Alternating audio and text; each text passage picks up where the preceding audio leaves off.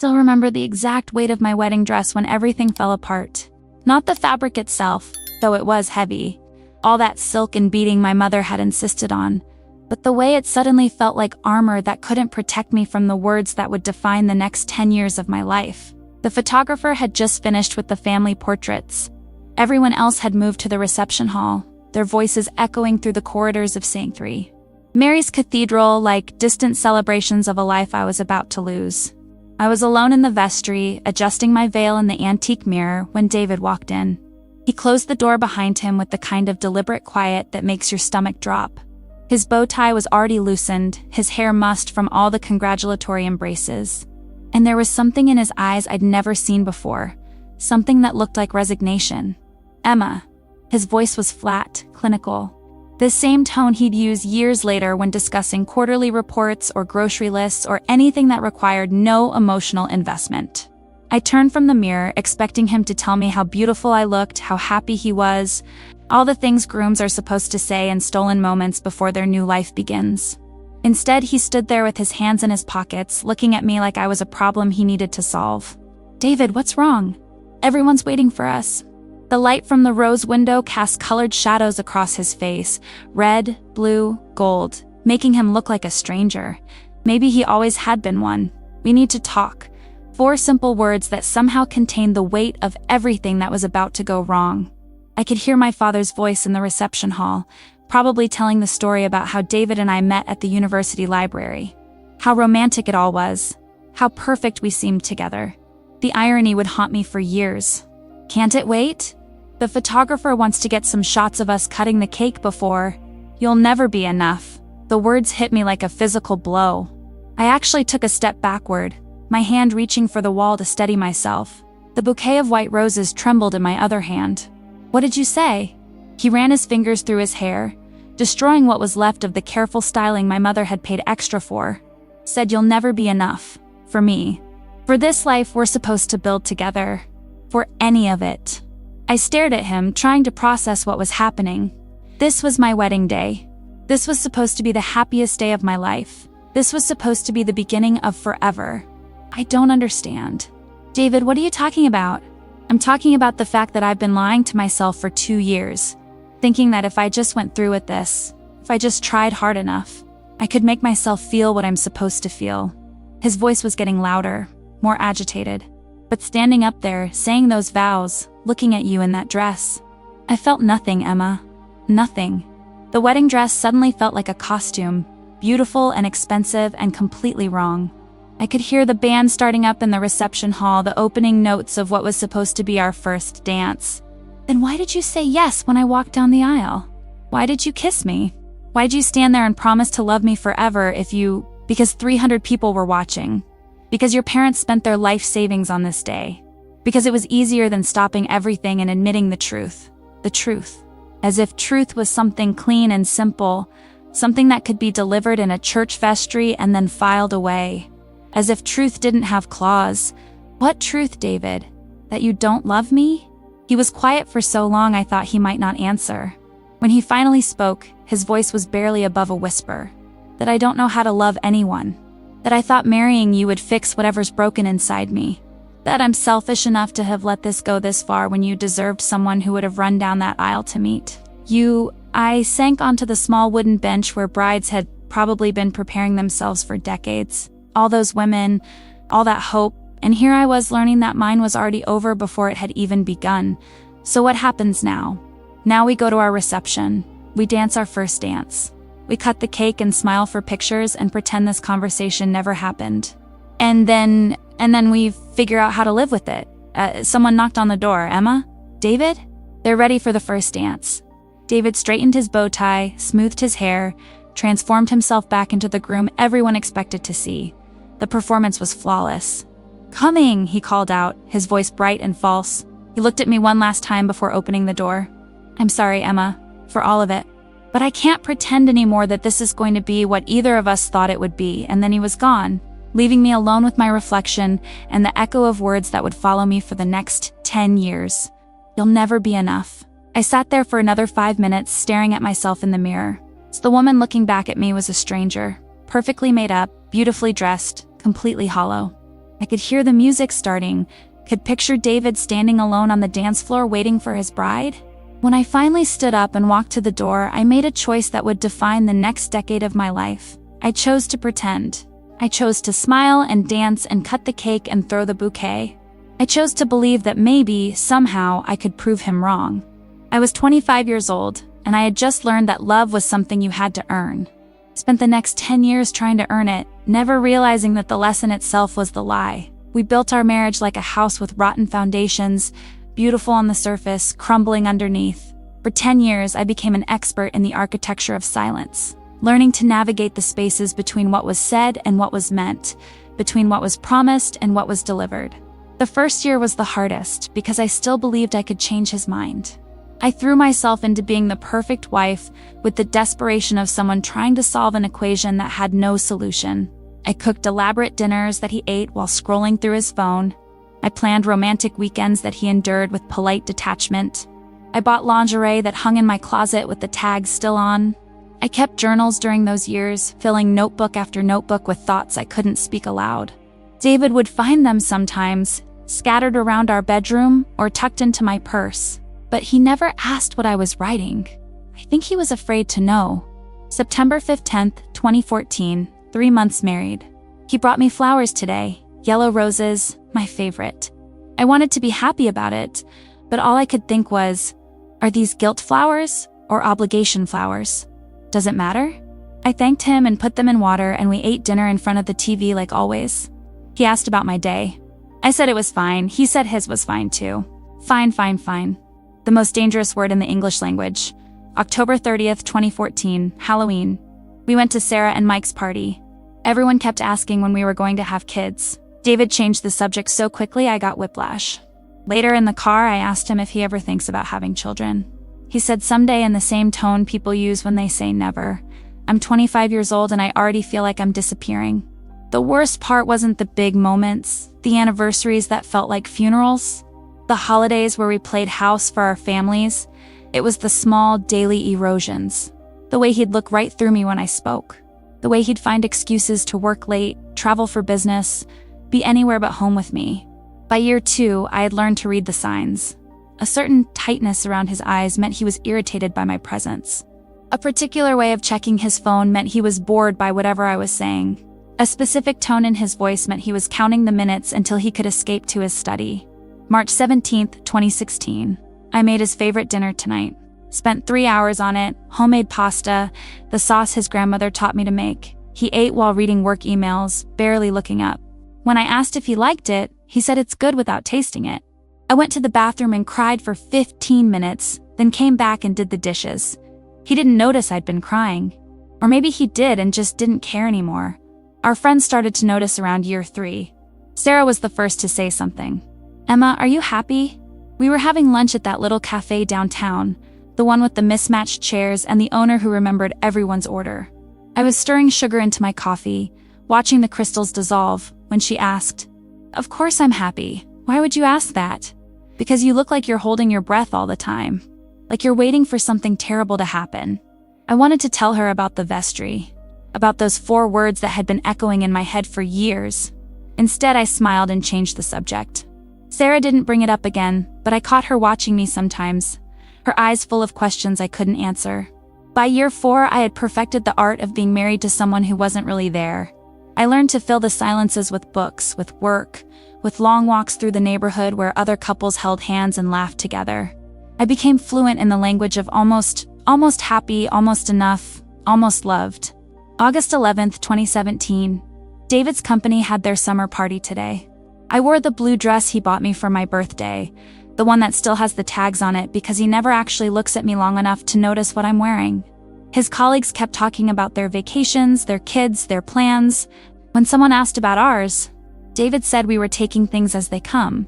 I excused myself and spent 20 minutes in the bathroom, staring at myself in the mirror and wondering when I became a stranger to my own life. The phone calls started in year 5, late at night when David thought I was asleep. Hushed conversations in his study, the door closed, his voice softer than it had ever been with me. I never asked who he was talking to. I was afraid I already knew. November 2nd, 2018. I dreamed about the wedding again last night. But this time, when David said those words in the vestry, I stood up and walked away. I kept walking until I reached the ocean, and then I walked into the water in my wedding dress and let the waves wash away all the years of pretending. I woke up disappointed to find myself still here, still married, still not enough. By year 6, we were living like polite strangers who happened to share a mortgage. We had perfected the choreography of avoidance. He'd shower while I made coffee.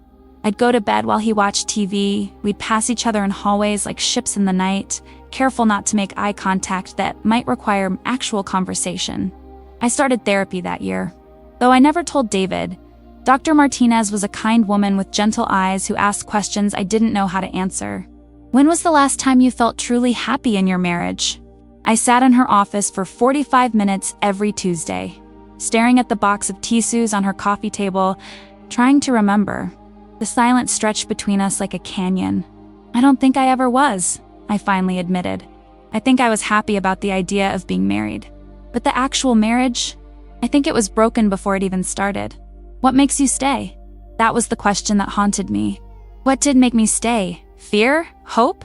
The sunk cost of 7 years and a shared life? Or was it something deeper? The belief that leaving would prove David right, that I really wasn't enough. January 15th, 2020, 8 years tomorrow. He hasn't mentioned it. I bought a card, but I can't bring myself to sign it. What do you write to someone who told you on your wedding day that you'd never be enough? Thanks for the decade of emotional starvation. Here's to 8 more years of feeling invisible. I think I'll just put the card away with all the others I never gave him. Year 7 brought a new kind of numbness. I stopped trying to engage him in conversation. I stopped planning romantic gestures. I stopped hoping that tomorrow might be different. I became a ghost in my own life, haunting the edges of a marriage that had died before it even began. The irony was that David seemed almost relieved by my withdrawal. Without the pressure of my expectations, he became more pleasant, more polite. We could have entire conversations about the weather, about work, about anything that didn't require emotional investment. We became experts at talking without saying anything at all. May 8th, 2021. I ran into Claire Morrison at the grocery store today. We went to college together. She asked about David, about our marriage, and I found myself lying automatically. We're great, I said. Really happy. She looked at me like she could see right through me, but she just smiled and said she was glad. Later, in the car, I sat in the parking lot and cried because I realized I'd been lying for so long I almost believed it myself. By year 8, I had learned to find joy in small things that had nothing to do with my marriage. A good book, a perfect cup of coffee, the way light fell through my office window in the afternoon. I built a life within my life, a secret world where I was enough, where I mattered, where I existed as more than just the disappointing wife of a man who had never wanted to marry me in the first place. But even in that secret world, I could hear the echo of his words. You'll never be enough. They had become the soundtrack to my existence, the background music to every moment of doubt, every small failure. Every time I looked in the mirror and wondered what was wrong with me. December 31st, 2021, New Year's Eve. David fell asleep on the couch at 10 p.m. I sat alone in our bedroom, listening to fireworks in the distance, and made a resolution I've been making for years. This will be the year I figure out how to be happy. This will be the year I stop waiting for him to love me and start learning to love myself. But even as I wrote it, I knew it was just another lie. Another year of hoping for a miracle that was never going to come. Year 9 was when I finally understood that I wasn't waiting for David to change. I was waiting for permission to leave. Permission from him, from my family, from some cosmic authority that would tell me it was okay to give up. Okay to admit that some marriages can't be saved because they were never really alive to begin with. But that permission never came. So I stayed and I waited, and I slowly disappeared into the space between what I wanted and what I had, between who I was and who I thought I should be. I had become an expert in the architecture of silence, but I had forgotten how to build anything else. The letter arrived on a Tuesday morning in March, 10 years and 9 months after my wedding day. I almost threw it away with the rest of the junk mail, no return address. My name written in unfamiliar handwriting across cream-colored paper that felt expensive between my fingers. David had already left for work. He'd been leaving earlier and earlier lately, sometimes before I even woke up. The house felt cavernous without him, though I wasn't sure his presence had ever really filled it anyway. I opened the envelope while standing in the kitchen. Morning light streaming through the windows I'd cleaned the day before in a futile attempt to make our house feel like a home. The letter was short, written in careful script. Mrs. Emma Richardson, you don't know me, but I know you. My name is Claire Morrison, and I've been having an affair with your husband for the past 3 years. I'm writing because I can't live with this secret anymore, and because you deserve to know the truth. David talks about you sometimes. He says you're a good person who deserves better than what he's giving you. He's right about that. He's also told me things about your marriage that I think you should know. If you're willing to meet, I'll be at Riverside Park tomorrow at 2 p.m., sitting on the bench by the old oak tree. I'll be wearing a red scarf. You'll know me because I look nothing like you. David has a type, and apparently, you're not it. I'm sorry for my part in this. I'm sorry for yours too. Claire, I've read the letter 3 times before my hands stopped shaking enough to set it down. 3 years. 3 years of late nights and business trips and phone calls behind closed doors. 3 years of me wondering what was wrong with me while he was finding everything right with someone else. The irony was sharp enough to cut. I'd spent a decade believing I wasn't enough, and it turned out I was too much. Too trusting, too patient, too willing to accept crumbs and call them a feast. I called in sick to work and spent the day walking through our house like a detective, looking for clues I'd been too naive to see. The credit card statements I never checked. The receipts in his jacket pockets for restaurants we'd never been to together. The cologne that smelled different, more expensive than anything I'd ever bought him. In his study, tucked behind a row of business books, I found a small wooden box I'd never seen before. Inside, ticket stubs to movies I'd never seen, a hotel key card from last month's business trip to Chicago, and a photograph of David with a woman who looked like everything I wasn't. Tall where I was short, blonde where I was brunette, confident where I was careful. They were laughing in the photo, his arm around her waist, his face lit up with the joy I'd never seen him direct at me. Not even on our wedding day, before he told me I'd never be enough. This was what enough looked like. That night, David came home at his usual time carrying takeouts from the Thai place we used to go to when we were dating. He seemed almost cheerful, humming under his breath as he set the containers on the kitchen counter. "How was your day?" he asked, the same question he'd been asking for 10 years. "Fine," I said, the same answer I'd been giving for 10 years. But this time the word felt different in my mouth. This time it tasted like a lie I was finally ready to stop telling. We ate in silence, the way we always did, but I found myself studying his face across the table, looking for signs of guilt, of conscience, of anything that might suggest he felt even a fraction of what I was feeling.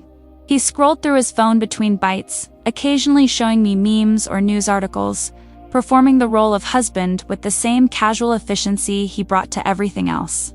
"I might have to travel again next week," he said, not looking up from his screen. "Client in Seattle wants to meet in person." "Seattle," I repeated. "That's nice." He glanced at me then, perhaps hearing something different in my voice. "Everything okay?" "Everything's fine." After dinner, he retreated to his study as usual.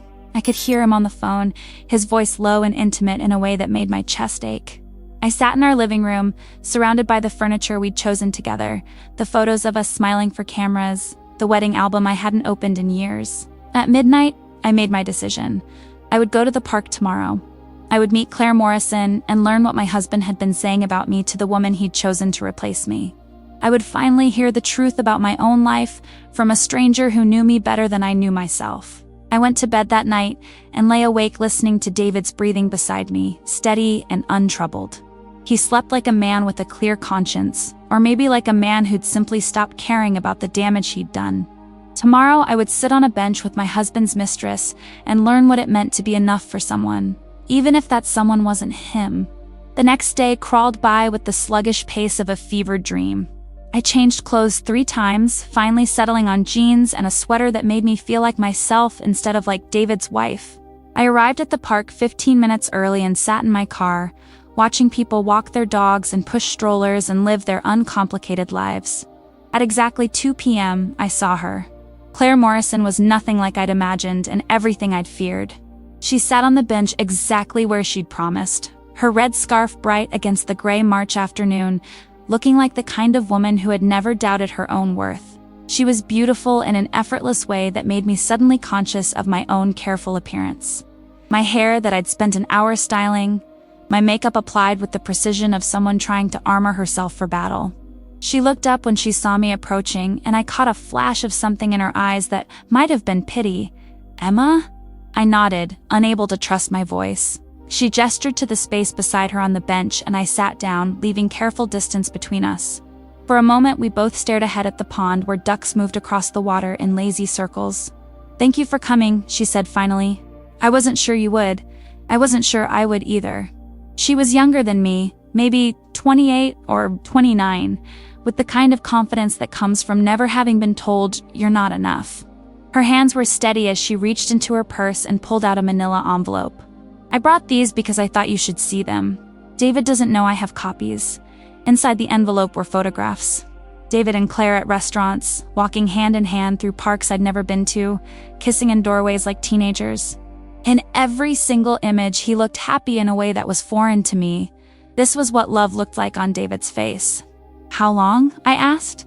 3 years, 2 months, 16 days? No, because I've been counting. Why? Why did it start? Or why am I telling you? Both. Claire was quiet for a long moment, watching a mother push her child on the swings across the playground. "It started because I was lonely and he was charming, and I didn't know he was married until we'd already..." She shook her head. "That's not true." I knew. I could tell from the way he talked about time, like it was something he had to steal, but I told myself I didn't care, and now I'm in love with a man who talks about his wife like she's a burden he can't put down. And I finally realized that if he can do this to you, he'll eventually do it to me too. The words hit me like physical blows. What does he say about me? Claire reached into her purse again and pulled out a small notebook. I started writing things down a few months ago. I told myself it was because I wanted to remember the good parts, but really, I think I was collecting evidence. She opened the notebook and began to read in a voice that was carefully neutral. "Emma's a good person, but she's never really lived. She's content with safe choices and quiet evenings and a life that fits in a box. I married her because she was everything I thought I should want, but I can't breathe around all that contentment." Each word was a small death. I gripped the edge of the bench until my knuckles went white. She looks at me like I'm supposed to be her whole world, and the weight of that expectation is crushing. It's crushing. I know I'm disappointing her, but I don't know how to be what she needs. I don't think I want to be. "Stop," I whispered. But Claire continued, her voice growing softer. "Sometimes I think she knows about us and just doesn't care enough to fight for what we have. Maybe she's as tired of pretending as I am." I stood up abruptly, my legs unsteady. "I need to go." "Emma, wait." Claire stood too, catching my arm gently. "There's something else. Something he said last week that I think you need to hear." I wanted to run. I wanted to go home and crawl into bed and pretend this conversation had never happened. But I also needed to know. After 10 years of wondering what was wrong with me, I needed to hear the truth, even if it destroyed me. "What?" "He said he's thinking about leaving you. That he's tired of living a lie and he wants to start over with me. But he also said ... double quotes." She hesitated, looking down at her notebook. "He said he told you on your wedding day that you'd never be enough, and he's been waiting 10 years for you to prove him wrong." The world tilted sideways. "He told you about that?" "He tells me everything. That's what affairs are, Emma. They're not just about sex or romance. They're about having someone who listens to all the things you can't say to the person you're supposed to. Love." I sat back down heavily, my mind reeling. David had been carrying our wedding day conversation like a weapon for 10 years, using it to justify every cruel silence, every emotional abandonment, every choice to invest his heart somewhere else. "He's been testing me," I said, more to myself than to Claire. "All this time he's been waiting for me to fight for us, to demand more, to prove I was worth fighting for. And you never did." "No, I never did." I drove home as the streetlights began to flicker on, my hands steady on the wheel for the first time in years. The house looked different when I pulled into the driveway, smaller somehow, less significant. Just a building where 2 people had been playing house while their marriage slowly died of neglect. David's car was already there. Through the kitchen window, I could see him moving around, probably making dinner, performing the domestic rituals that had become our substitute for actual intimacy. For a moment, I sat in my car and watched him. This stranger I'd been married to for a decade. He looked up when I walked in, glancing at the clock on the microwave. "You're late."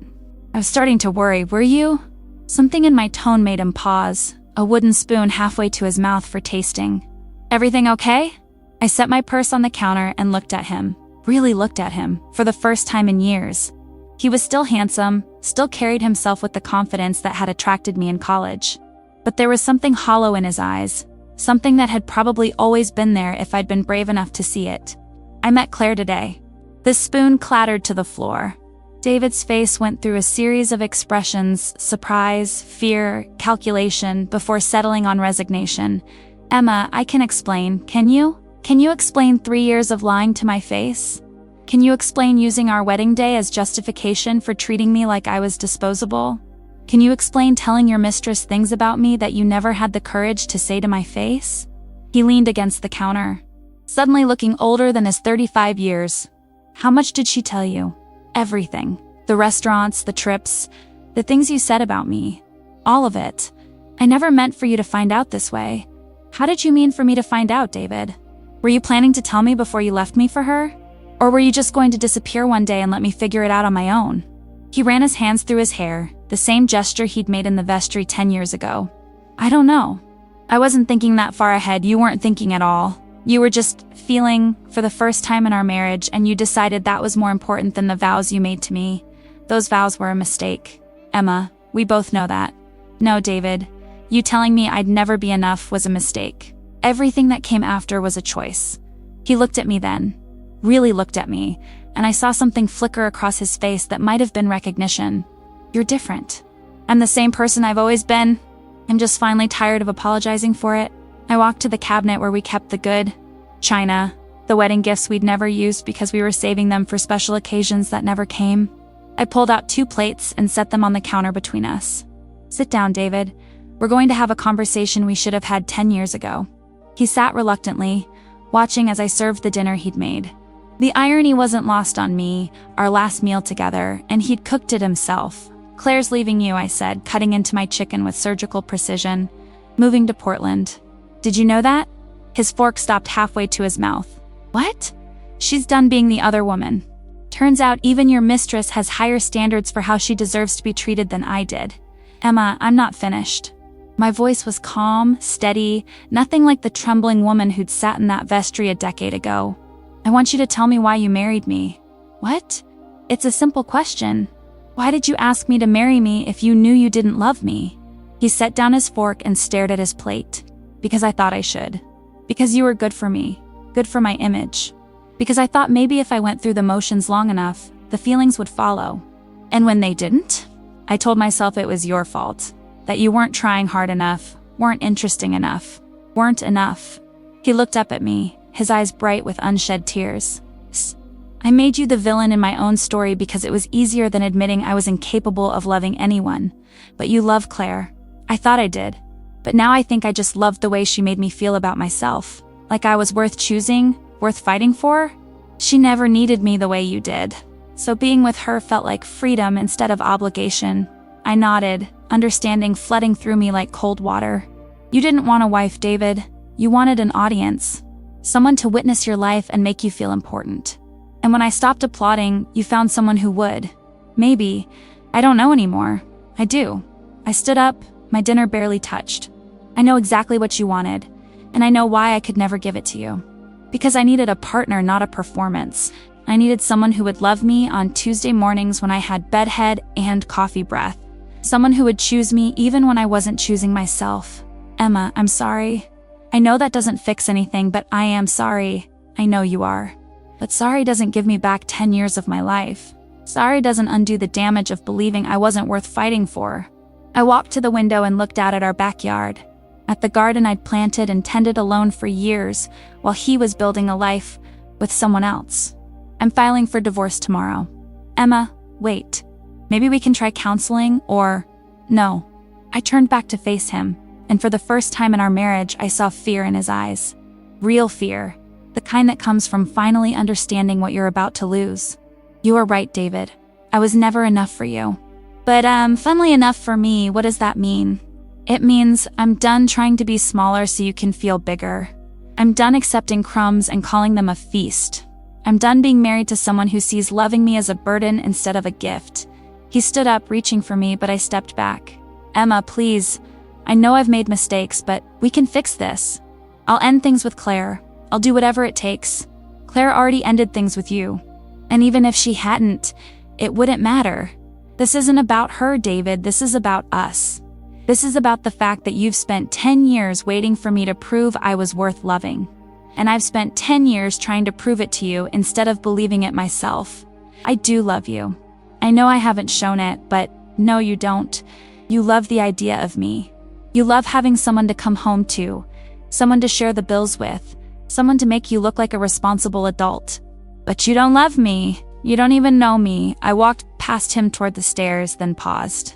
I'll be staying at Sarah's tonight. Tomorrow I'll come back for my things. We can work out the details through lawyers. Emma, wait, I turned back one last time. David was standing in our kitchen, surrounded by the remnants of the life we'd built on lies and compromise, looking lost and small, and finally, sorry, that's what it's worth, I said. I think you're capable of love. You're just not capable of loving me, and that's okay. It took me 10 years to learn the difference between not being loved and not being lovable. I hope it doesn't take you that long to learn the difference between wanting someone and needing them. I left him there with his apologies, his regrets, and for the first time since our wedding day, I felt like I could breathe. 3 months later, I signed the divorce papers in a lawyer's office downtown, while David sat across from me, looking like a man who'd finally understood the weight of his choices.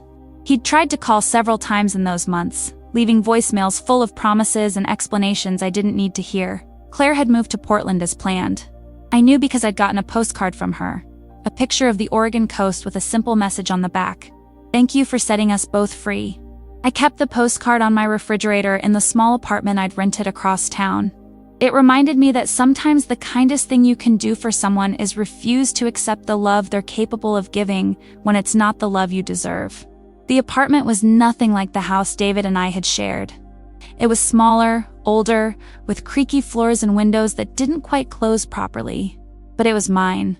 Every piece of furniture, every book on the shelves, every photograph on the walls, all of it chosen by me, for me, because I liked it. I'd started therapy again, this time with Dr. Chun, a woman who specialized in helping people rebuild their sense of self after emotional abuse. The word abuse had been hard to accept at first. David had never hit me, never screamed at me, never done any of the things that movies and TV shows taught us to recognize as abuse. Emotional neglect is still abuse, Dr. Chun had said gently during one of our sessions. When someone systematically withholds love, affection, and validation, when they make you believe you're not worthy of those things, that's a form of psychological harm. It took me months to stop flinching when she said it. Months to understand that the quiet cruelty of indifference could be just as damaging as the loud cruelty of violence. I'd also started dating, though that felt like too strong a word for the careful coffee meetings and tentative dinners I'd been having with men I met through friends or dating apps. It was strange, learning to talk about myself as a person rather than as half of a couple. Strange to realize I had opinions about things I'd never been asked to consider, preferences I'd never been encouraged to express. There was Michael, the librarian who shared my love of mystery novels and made me laugh until my sides ached. There was James, the teacher who listened to my stories about the wedding photography business I was starting and asked thoughtful questions about my plans. There was David, a different David, a kind David who brought me flowers just because it was Tuesday and told me I was beautiful when I was wearing sweatpants and had paint in my hair from redecorating my apartment. None of them became anything serious, but that wasn't the point. The point was remembering that I was someone worth getting to know, worth spending time with, worth choosing. The morning the divorce was finalized, I woke up in my own bed, in my own space, surrounded by books I'd chosen, and art I loved, and silence that felt like peace instead of punishment. I made coffee in a mug that said "World's Okayest Person," a gift from Sarah who understood that sometimes okay is revolutionary. I thought about the woman I'd been on my wedding day, walking down that aisle in her white dress, believing in forever. She'd been enough too. She just hadn't known it yet. My phone buzzed with a text from Sarah. "Brunch to celebrate your freedom? I'm buying mimosas." I smiled and typed back, "Yes, but I'm driving myself." It was a small thing, but it mattered. For 10 years, I'd been a passenger in my own life, letting David determine where we went, when we left, how long we stayed. Now I had my own car, my own keys, my own ability to leave whenever I wanted to. As I got dressed, I caught sight of myself in the mirror. The woman looking back at me was different from the one who'd stood in that church vestry a decade ago. Older, yes, but also stronger. More solid, more real. I'd lost weight during the divorce proceedings. Not from trying, but from the simple relief of no longer carrying the weight of someone else's disappointment. My clothes fit differently. My posture was straighter. My eyes were clearer. I was enough. I had always been enough. It just took me 10 years and a stranger in a red scarf to remember.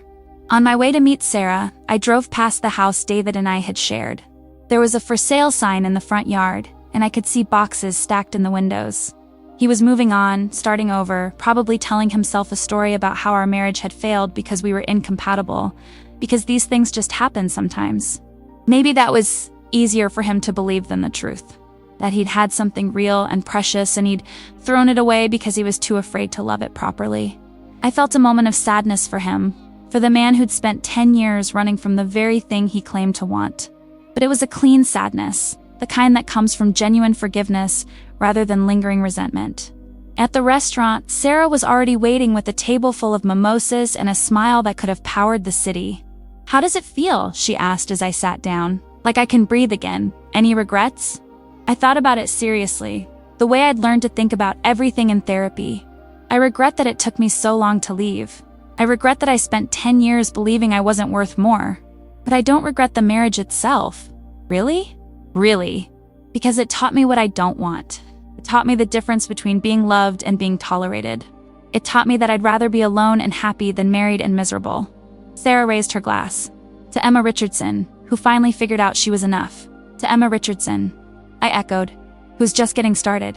We drank to new beginnings, to second chances, to the radical act of choosing yourself when no one else will. And for the first time in 10 years, I felt like I was exactly where I was supposed to be. That evening, I sat on my small balcony with a cup of tea and watched the sunset paint the sky in shades of pink and gold. My phone was silent, no one expecting me to be anywhere, no one disappointed in my choices, no one measuring my worth by their own broken standards. I pulled out a notebook and began to write, not the desperate journaling of my marriage years, but something new, something that felt like hope. Today I signed papers that made official what I've known for months. I am not responsible for someone else's inability to love me. I am not required to shrink myself to fit into spaces that were never meant for me. I am not obligated to prove my worth to people who are determined not to see it. I paused, pen hovering over the page, and thought about David. Somewhere across town he was probably packing boxes, maybe calling Claire to see if she'd changed her mind about Portland. Maybe already swiping through dating apps looking for the next woman who would make him feel like the man he wanted to be. I hoped he found happiness. I really did. But more than that, I hoped he found himself. Because until he did, he'd keep breaking hearts and calling it love. Keep making promises he couldn't keep to women who deserved better. I finished writing and closed the notebook. Tomorrow I had a wedding to photograph. A young couple who looked at each other the way David and I never had. With joy and certainty, and the kind of love that doesn't require proof. I was good at photographing weddings now, maybe because I finally understood what real love looked like. It wasn't the desperate clinging of two people afraid to be alone. It wasn't the careful performance of happiness for an audience. It was the quiet certainty of choosing someone every day, even when they had bedhead and coffee breath, even when they were difficult or sad or imperfect. It was the kind of love I was learning to give myself. As the stars began to appear in the darkening sky, I made a promise to the woman I'd been and the woman I was becoming. I would never again accept less than I deserved. I would never again believe that love was something I had to earn through perfect behavior and endless patience. I was enough. I had always been enough. And someday, when I was ready, I would find someone who saw that truth as clearly as I finally did. But for now, it was enough to know it myself.